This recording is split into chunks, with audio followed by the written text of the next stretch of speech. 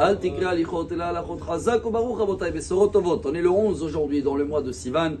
On est dans une paracha qui nous donne beaucoup de lumière. Ve'alotecha et anerot el mul pene amenora. C'était un devoir tous les jours d'avoir cette lumière qu'on n'avait pas tout à fait besoin parce qu'il y avait déjà le temple, Beth Amikdash, il était éclairé avec des bougies et des torches qu'il y avait. Mais cette lumière, comme on a compris hier, d'abord la menorah, c'est aussi notre visage. Et nous aussi, on doit apprendre un très très beau message qui est lié avec la fin de cette paracha.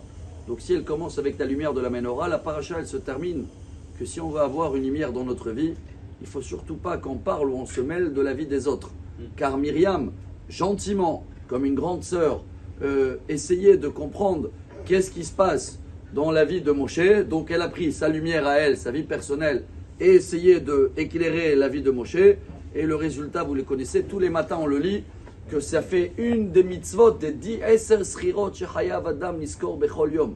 C'est un devoir que le Maïmonide il amène ça comme une halakha, que tous les jours on doit se rappeler de 10 choses. Et un des 10, c'est l'histoire de Myriam, qu'elle s'est mêlée d'une certaine manière et elle a eu la lèpre pendant une semaine. Donc la lumière dans notre vie, chers amis, c'est d'abord s'occuper de notre vie. 2, je vais profiter de partager un message de la première Torah de Rabbi Nachman de Breslev, qui est très connu, et aussi dans la Torah 78.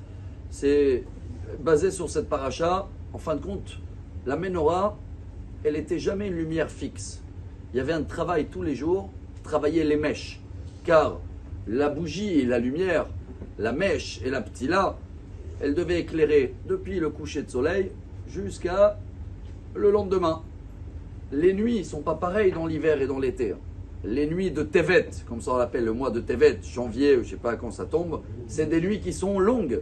Et les nuits de l'été, vous voyez bien que le soleil se couche, ici encore ça va, mais il y a des endroits où il se couche très très tard. Alors comment on va calculer que la flamme va être allumée pile poil pendant la nuit? C'était un travail, il fallait travailler la mèche. Quand il faut que la bougie elle va être éclairée pendant très longtemps, donc dans les nuits d'hiver, il fallait mettre une mèche fine. Et l'été, donc chaque jour la mèche était différente.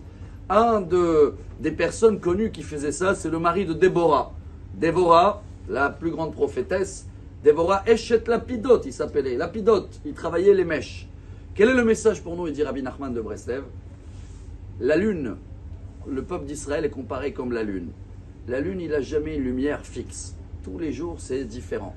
Et de quel cadeau elle a cette lune quand on fait une bracha tous les mois? Et Rabbi Nachman il dit que c'est une ségoula pour le mariage.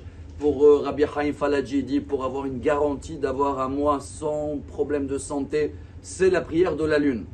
La prière de soleil, on la fait une fois tous les 28 ans. Mais la prière de la lune, le fait qu'elle se renouvelle tous les jours, elle n'est jamais fixe.